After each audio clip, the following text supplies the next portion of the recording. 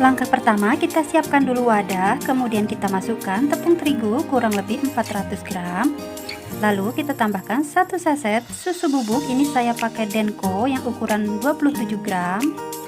Lalu kita tambahkan ragi instan, ini saya pakai Vernipan, saya pakai kurang lebih 2 sendok teh. Dan kita tambahkan juga 1 sendok teh garam. Kemudian kita aduk-aduk sampai semua bahan ini tercampur merata ya.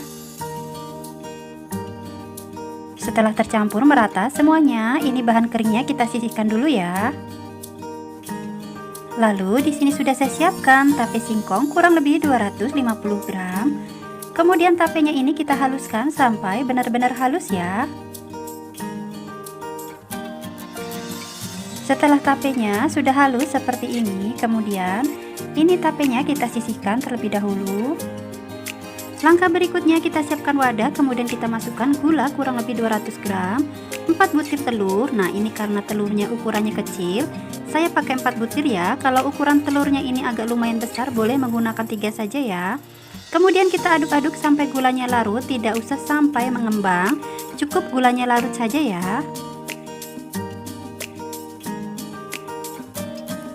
Setelah gulanya sudah tercampur merata atau larut, nah kurang lebih seperti ini, lalu kita masukkan tape yang sudah kita haluskan tadi.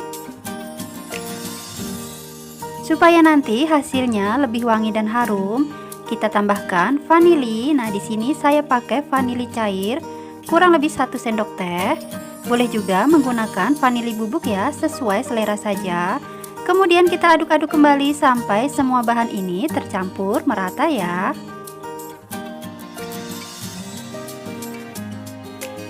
Setelah semuanya sudah tercampur merata, kita tambahkan santan kurang lebih 400 gram. Ini kita masukkan sedikit demi sedikit sambil terus diaduk seperti ini ya.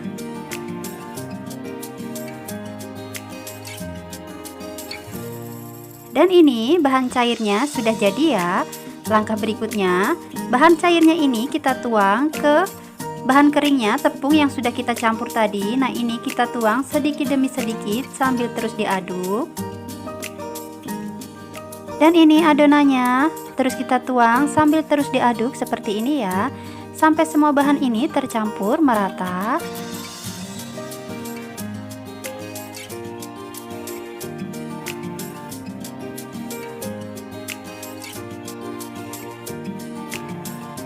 Setelah semua bahan sudah tercampur merata, terakhir kita masukkan margarin cair kurang lebih 50 gram. Lalu kita aduk-aduk kembali sampai semua bahan ini tercampur merata ya.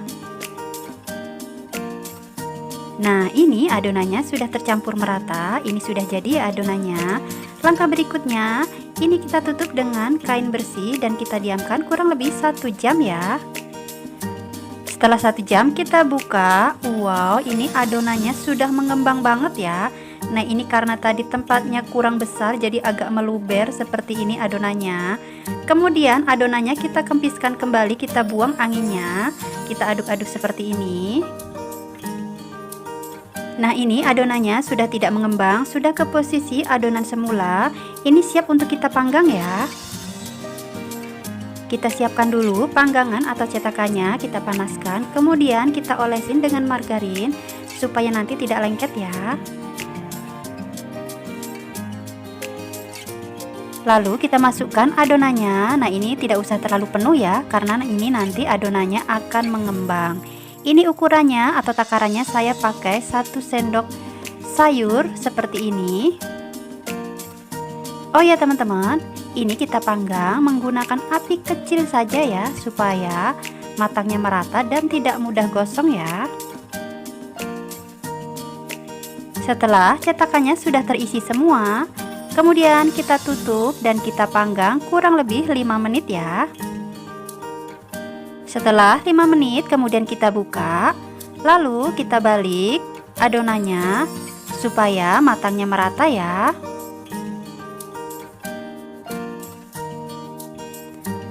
Setelah adonannya sudah selesai kita balik semua, kemudian kita tutup dan kita panggang kembali sampai adonannya ini matang ya. Nah ini setelah kita panggang tadi, ini sudah matang sempurna adonannya. Kemudian kita angkat, kita sisihkan, dan kita lakukan kembali sampai adonannya habis ya.